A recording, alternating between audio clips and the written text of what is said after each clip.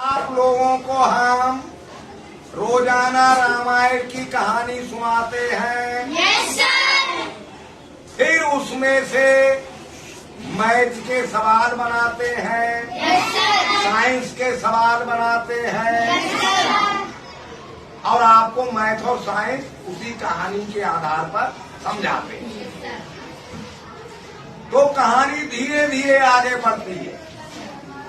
अब आप लोगों को हम कहानी सुना चुके हैं कि राजा दशरथ ने संतान प्राप्ति की इच्छा से यज्ञ करवाया। यज्ञ पूरा हुआ तो यज्ञ देव ने उन्हें खीर का प्रसाद दिया, जो उन्होंने रानियों में बांट दिया। अब प्रसाद बचने के बाद समय व्यतीत होता चला गया और एक विशेष समय आया। प्रसाद बांटने के बाद समय आगे बढ़ा और एक विशेष समय आया। वो समय रामायण में लिखा हुआ है। कौन सा आया? एक चौपाई के माध्यम से लिखा हुआ। तो आप लोग उस चौपाई को बोले, यस सर। फिर आगे की बात करेंगे। Yes sir. नौमी तिथि मधुमास पुनीता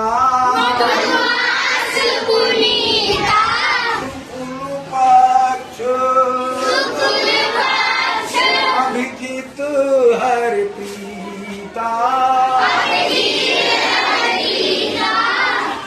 अब इस चौपाई का मतलब आप लोगों की समझ में नहीं आया होगा। Yes sir. क्योंकि आप लोग अंग्रेजी के महीने जानते हो, यस सर। अंग्रेजी की डेट जानते हो, यस सर। हिंदी के महीने जानते नहीं हो, यस सर। हिंदी की डेट जानते नहीं हो, तारीख जानते नहीं हो। Yes sir.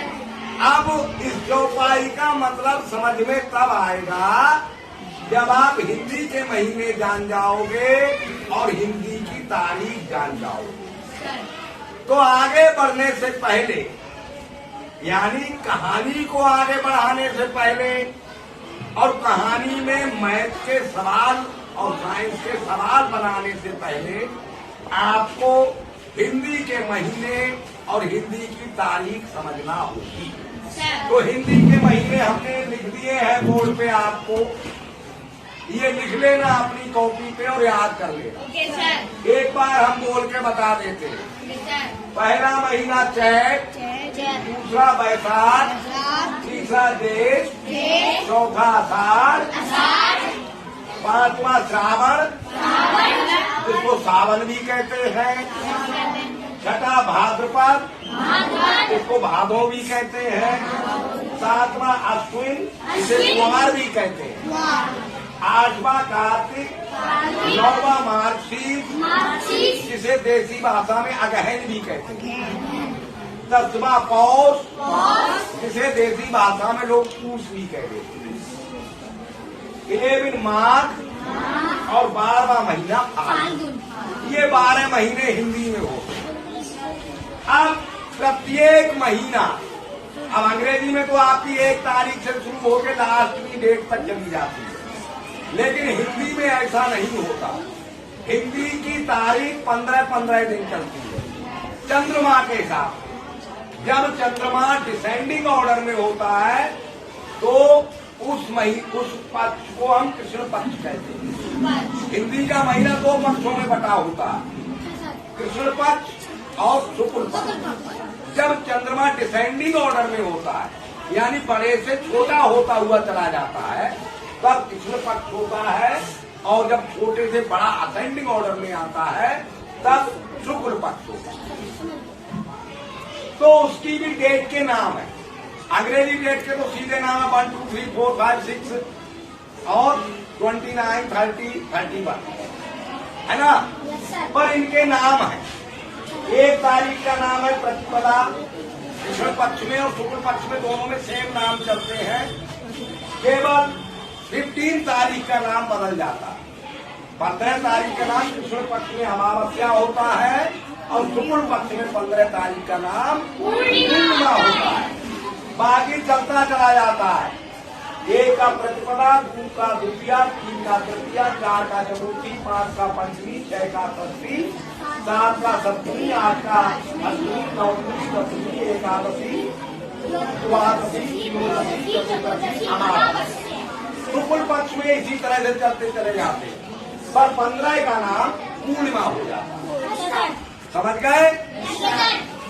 अब इस चौपाई का मतलब आपको समझ में आ जाएगा। नवमी तिथि मधुमास, मधुमास का मतलब होगा चैत का महीना। तो नवमी तिथि मधुमास पुनीता, नवमी तिथि का मतलब चैत के महीने की 9 तारीख है। कौन सी तारीख है? और पवित्र महीना है। चैत के पवित्र महीने की 9 तारीख है। शुक्ल पक्ष है। पक्ष कौन सा है? शुक्ल पक्ष। ये 9 तारीख है, यानी जब चंद्रमा असेंडिंग ऑर्डर में है, छोटे से बड़ा हो रहा है। तो कितने दिन बीत गए? महीने के कितने दिन बीत गए बताओ? 24 डे। अगर इंग्लिश में चलता तो 24 तारीख होती, लेकिन हिंदी में 9 तारीख हुई। 15 दिन एक पक्ष के बीत चुके हैं और दूसरे पक्ष के 9 वादे हैं, यानी 24 वादे हैं, 24 वादे। समझ गए? अभिजित नक्षत्र है। नक्षत्र की भी गिनती होती है हिंदी महीनों में। तो 27 नक्षत्र होते हैं। उनमें से एक नक्षत्र का नाम होता है अभिजित नक्षत्र। सभी नक्षत्रों के नाम हमें नहीं पता। जो भगवान हरिप्रीता, यानी जो भगवान को प्रिय है, भगवान का प्रिय नक्षत्र अभिजीत नक्षत्र है। चैत का महीना है। शुक्ल पक्ष की 9वीं तिथि है। ये समय आया है प्रसाद वितरण के बाद, जब राजा दशरथ ने प्रसाद बांट दिया रानियों को। फिर कुछ समय गुजरा और समय गुजरने के बाद चैत का महीना आया। चैत के महीने में शुक्ल पक्ष आया। शुक्ल पक्ष में 9वीं तिथि आई और अभिजीत मुहूर्त, ये वाला समय आ गया है। तब तीनों रानियों ने संतान को जन्म दिया इस समय पर। अब इसमें से मैथ के सवाल कल पूछेंगे आज, ठीक है?